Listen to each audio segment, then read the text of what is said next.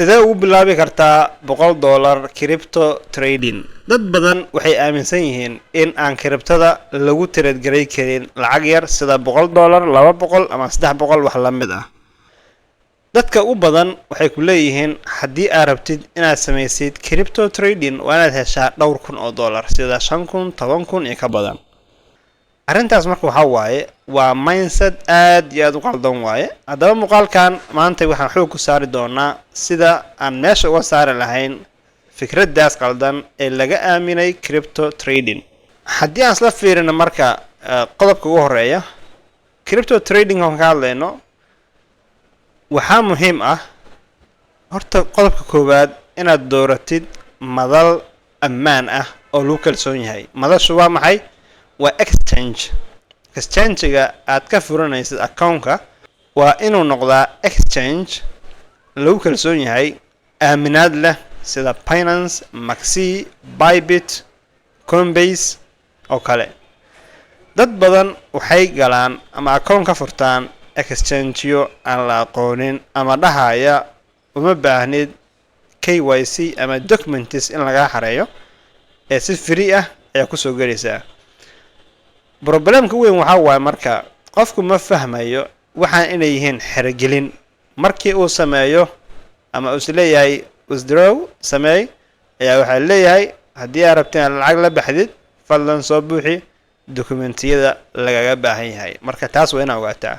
dhibaatada ugu badan waxay ka timaadaa qofkii oo aan aqoonin sida loo sameeyo tradingka, haddii lahayd dhinaca fundamental newska, technicalka, risk managementga, trading psychologyga, waxyaabahaas oo dhan qofkii asagoo maaragtay u diyaarsaneen ayuu suuqii lacag keenaya. waa dhibaatada ugu weyn ee haysata dadka ku cusub tradingka.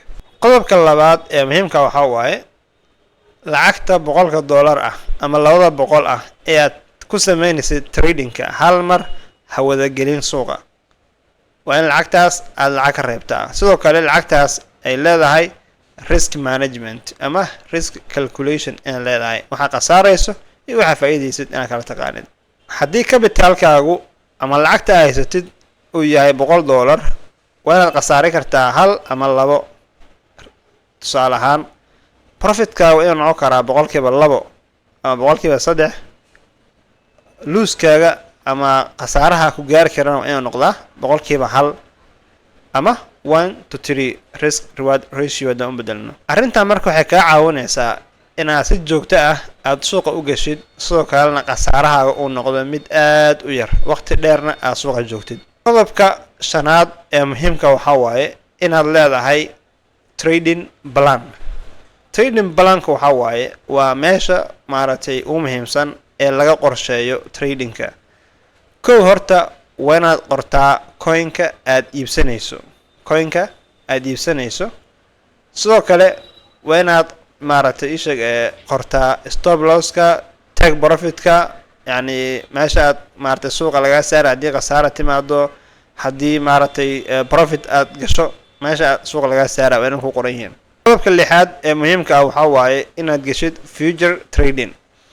sideedaba future tradingka caadiyan waa xaaraan, waa inaad ka fogaataa. waxaan arkay dad fara badan oo dadka ku dhiirigelinaya inay soo galaan future trading. waa inaad iska ilaalisaa. spot trading waa inaad ku ekaataa. waa in lacagtaadu oo saafi ah suuqa ku gashaa. lacag lagu sameynayo leverage iyo margin ma jirto. sideedaba waa xaaraan, waa inaad iska ilaalisaa. qodobka kale ee muhiimka ah waa inaad sameysaa trading journal waxa la yiraahdo. inaad maaragtay tradedii aad qortid aad maaragtay qorto.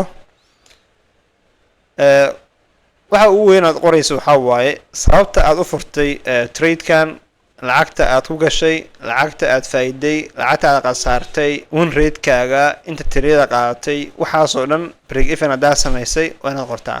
haddaba ujeedada u weyn waa inay noqotaa sidii aad $100 ugu bedeli lahayd $1,000, $1,000 aad ugu bedeli lahayd $5,000, $5,000 aad ugu bedeli lahayd $10,000, $10,000 aad ugu bedeli lahayd $100,000.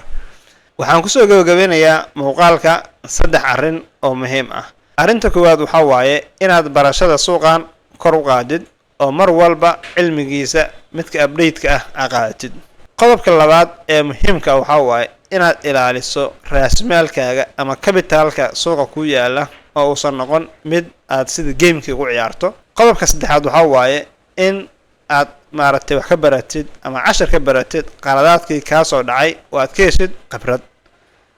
haddii aad soo gaartay waxaa tahay qof adag, muuqaalka like saar, youtube-ka subscribe saaro, gambaleelka furo si ay kuu soo dhacaan muuqaalada ugu horeeya ama aad u noqotid qofka ugu horeeya ee hela muuqaaladeeda.